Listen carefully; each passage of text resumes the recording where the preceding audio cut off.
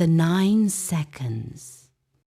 On the night of November 24, in a small apartment lit only by the blue glow of a phone screen, Michael sat hunched over his bed, thumb hovering. The video had appeared out of nowhere in his recommendations. The title was simple: Jesus and Michael live in 3, 2, 1. He almost scrolled past. Another prank, another fake miracle clip, but the thumbnail stopped him cold. 2 figures standing side by side on what looked like the roof of the old church downtown. One wore a plain white robe, barefoot, long hair moving in the wind. The other looked exactly like Michael himself, same tired eyes, same faded hoodie he was wearing right now. The live chat was exploding. Is this AI?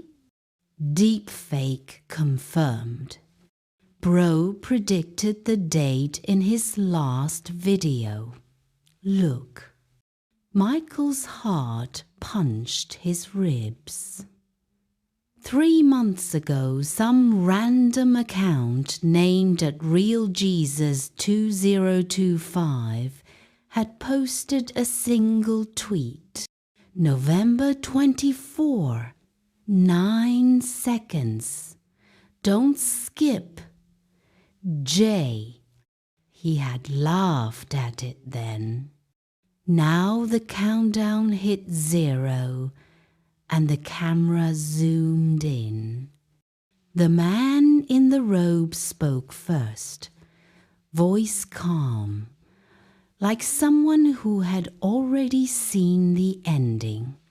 Michael David Carter, he said, saying Michael's full name without ever being told it. You still have 9 seconds. Michael's mouth went dry. The version of himself standing on the roof smiled the way Michael hadn't smiled in 2 years. Small, real, a little sad.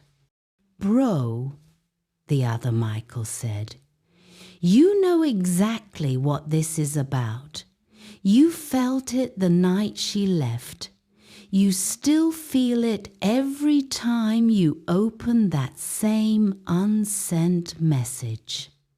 The screen timer appeared in blood red 0908. Jesus, there was no other word for him now, tilted his head. You think love expires. You think silence is mercy. It isn't. It's just slow dying. 06. The other Michael stepped closer to the camera. Type the truth. 4 lines. That's all it ever needed. You wrote them 1,000 times in your head. Now write them for real before the timer hits 0. Michael's thumbs shook. The message app was still open in the background, cursor blinking in the empty box he had stared at for 6 months. Her name at the top, Lena. 04. He started typing, letters clumsy, tears blurring everything. I was scared. I'm still scared, but losing you forever is worse. I'm sorry. 02.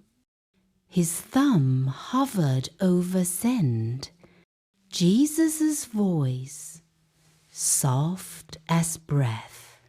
Regret weighs more than rejection ever could.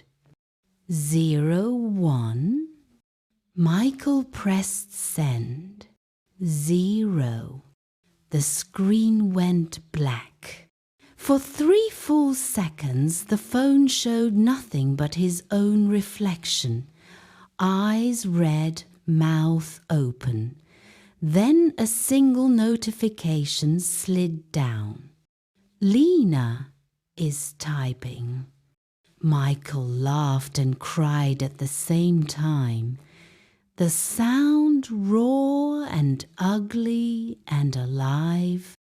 Somewhere across the city, on the empty church roof, 2 figures watched the city lights and said nothing.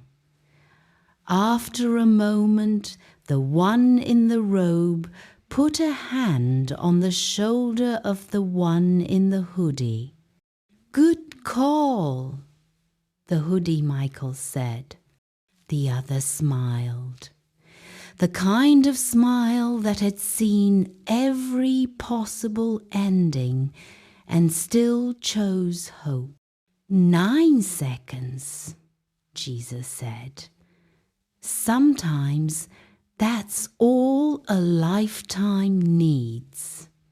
And then they were gone, leaving only the wind and the faint echo of a sent message that refused to stay unsent. The typing bubble stayed for 47 years. That's what it felt like. Michael sat frozen, phone burning in his hand, the screen now the only light in the room.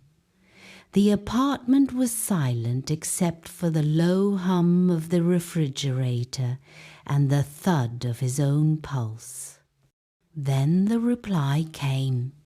1 line.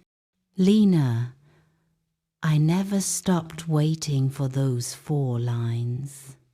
Michael stared at the words until they blurred again. He tried to answer something clever, something safe, but his fingers wouldn't move. The moment was too big for clever.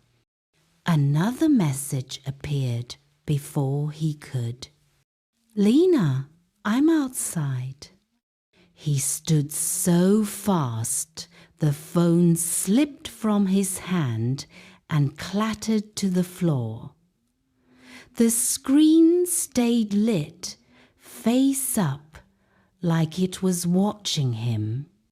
Outside? He hadn't spoken to her in 6 months. Hadn't seen her in longer. She lived 3 hours away now, or so she'd said the last time they pretended everything was fine. Michael walked to the door on legs that didn't feel like his. The hallway light was burned out. He moved through darkness by memory.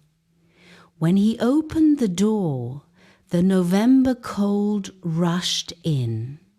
She was there, not on the doorstep, not in the parking lot.